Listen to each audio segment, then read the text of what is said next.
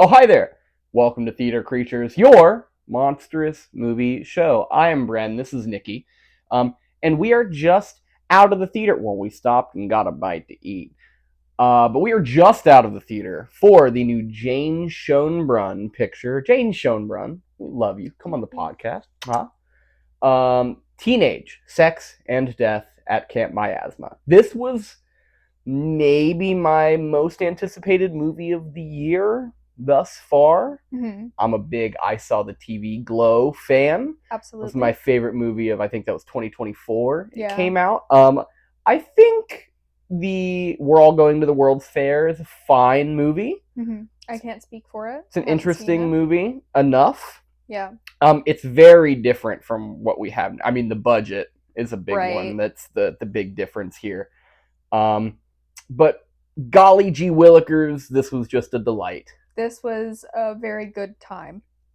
It was interesting. Yeah. Like I did say coming out of the theater that I did not like it as much as I Saw the TV Glow. I agree. However, I think it is a completely different movie. They are almost opposites of each other. They're almost in the complete opposites of each other. I think it is stunning to look at. Absolutely gorgeous. Our main two leading ladies, absolutely spectacular.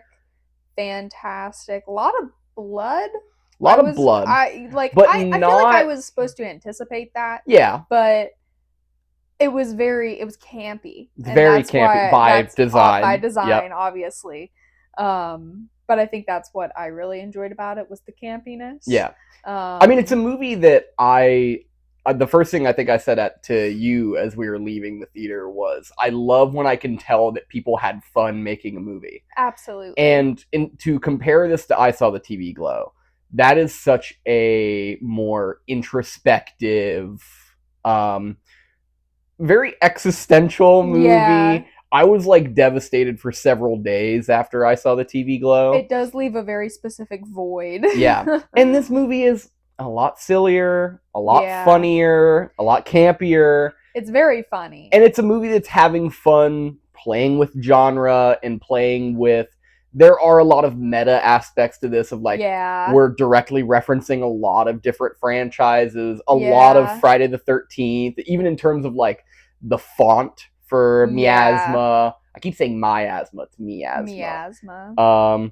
But yeah, it's a very upfront, plain movie that really wears what it's about on its sleeve. If there is a way to say that it's about something, because I think that is commentary on this movie is like, don't overthink it. Yeah. This movie is what it is. There is a very particular scene where our one of our main characters describes how the other is describing this is very academic. Yeah. And very just professional. And she's like, just watch a movie. And it ruins the fun of it. And it ruins the fun. Yeah, exactly. It's flesh and fluid, man. Yeah. And this is a very horny movie. Yeah. God bless. Yeah. And I think that's a lot of what this movie is talking about is where we derive our enjoyment of things from and how overthinking those things can ruin it for everybody. Yeah. And it really specifically draws the similarity between like the movies and the art we create and also our sex lives. Like those two things are very hand in hand with each other. Absolutely. And it's very plain about what it has to say about those things. I agree. Sorry. We're still putting together a little bit. Yeah, it's a lot to take in. I'm excited to go see it again. I would like to see it again. Yeah. I think it does deserve a couple of rewatches just to really get all of it. Yeah, I'm really excited. Hopefully we're going to get a lot of Little Death cosplays. I hope so. What a fun character design. How interesting. The repetition of all of the repeating squares in the movie. But yeah, it's very bloody. It's very pastel and dreamy. It's another dimension, as they describe it. And it is a chance for Jane to be a fan of the things that they are a fan of. Yeah. There is obviously it's very Friday the 13th with Very. the camper that gets bullied and then drowns and then rises to kill all the other campers. Gets bullied for a very particular reason. Yep. Which again, they say plainly in this movie. Like there's a lot of like I saw the TV Glow that people are like, is this an allegory about the transgender experience? Yeah. Yes, it is. Yes, it is. But there are a lot of people that miss. You're not gonna miss. You can't. It's literally looking at you and telling you, hey, this is what I'm talking about. Yeah. If you miss it, that's on you. I think it's Jane being very free. Yeah. To just make what they want to make. Yeah. And make a movie that is silly and fun and not necessarily academic. Yeah. It's boobies and it's blood, man, and it's awesome. To a degree, our main character felt like a self-insert. And Absolutely. I loved that. I was like, oh, this feels perfect. Even when we talk about, you know, I know Jane has talked about being contacted for the Nightmare on Elm Street remake. Yeah. That is kind of a franchise that a lot of people don't want to touch because of how problematic it is, especially in the year of our Lord 2026. Yeah. And that's what we're talking about here. Exactly of like, what we're talking about. We take a franchise that is extremely problematic. We attach a queer director to it, and it wipes the slate clean. Yeah. And it's genius. And I think there is the scene where they're watching the movie together. The way that this plays out as well as like we are getting, and it had to be so fun to do. Be so incredible. Where you're getting the story of Chris and Billy together. Yeah. And then also jumping to like you're literally just watching scenes from Camp Miasma. You're watching that movie while they're and it's so much fun. It's great. And you can tell that everyone is having a great time making it. Yeah. I'm very impressed by the performance from young Billy. Yeah. Within the movie. Like the movie within the movie. She did phenomenal. And it's very camp. Very like camp. It feels like you're watching an 80s slasher movie. Yeah. And it's very derivative of a lot of 80s slasher movies, intentionally so. Yeah. And I love the background details of all of the different Camp Miasmas. Because you have A New Beginning. Yeah. There's Friday the 13th, A New Beginning.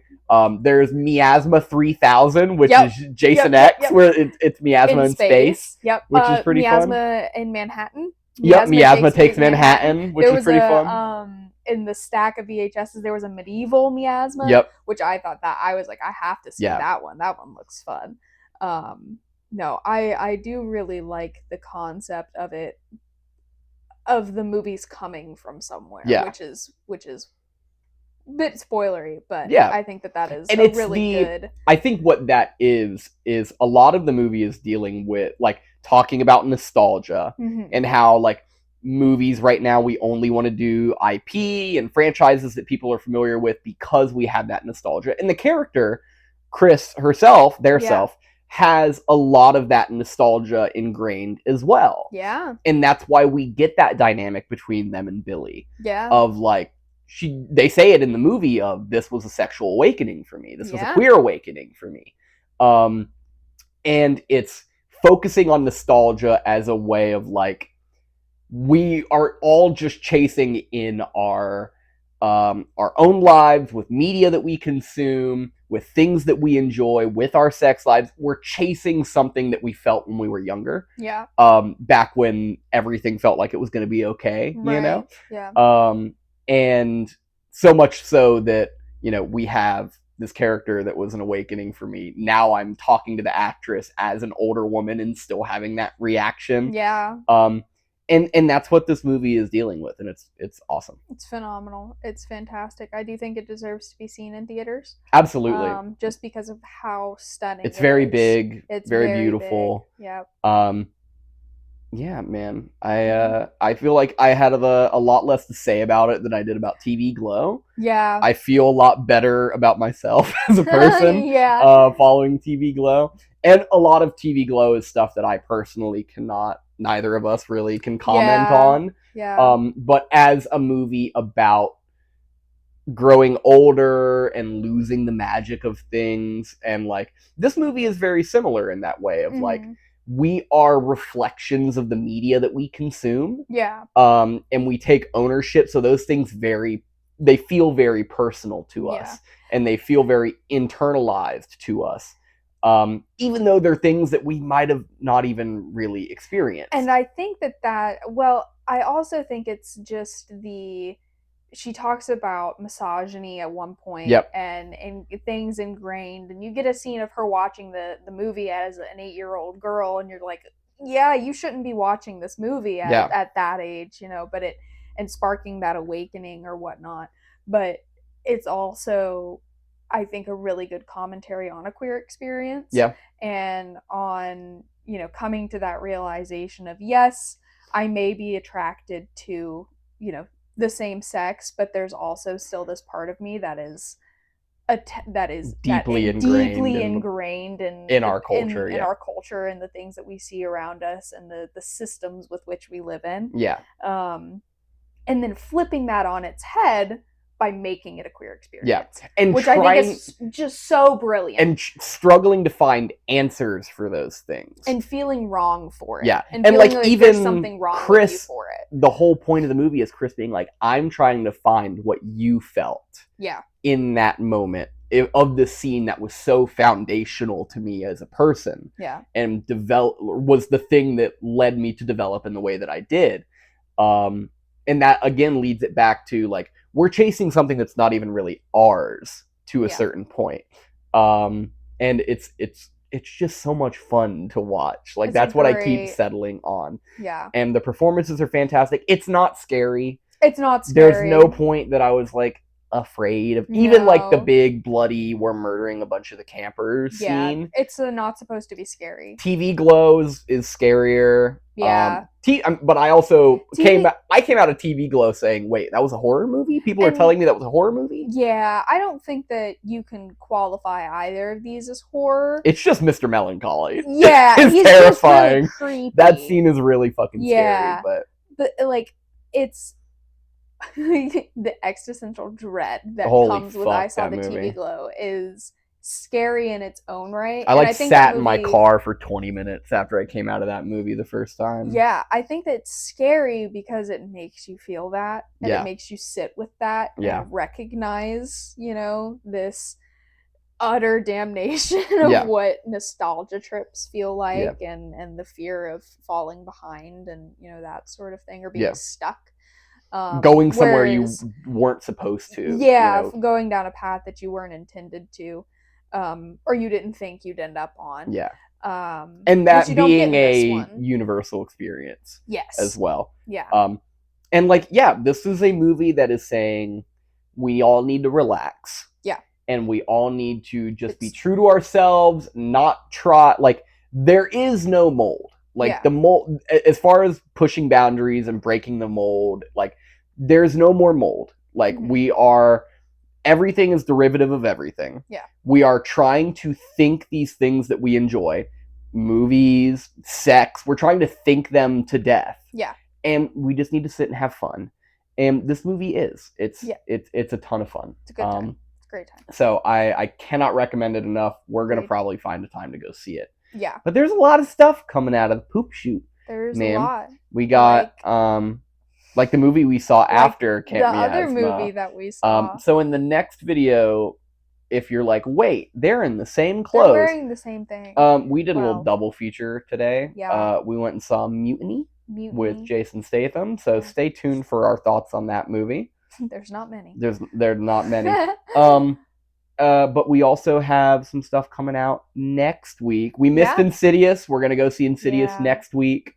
So stay tuned for our Insidious Out of the Further review. I know you're so excited. I'm so stoked. I have no idea what to expect. I'm ready to poop my pants. You'll be fine. All I know is that an actor I like is in it. So we'll see.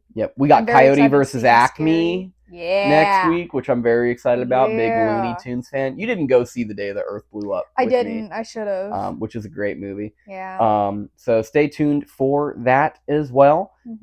And there's September's going to be busy as well. And then we get into spooky season. So hopefully going to have a lot of spooky season stuff coming up. We're going to be talking about different horror movies, maybe doing some podcast episodes on. We're getting the pod. I promise. We're trying. We're working on it. It's there. It's gonna happen. It's happening. Stay tuned. We'll do a big announcement when our first big episode, which will be our House of the Dragon season 3 recap. I also want to do, because we just started Lanterns. I want to do a Lanterns season 1 recap when that's over. Would you guys be interested in the Lanterns recap? Possibly. Maybe. Tell us. Until next time, have a great day. Drink your water and pass out love, because why the fuck not? Mwah!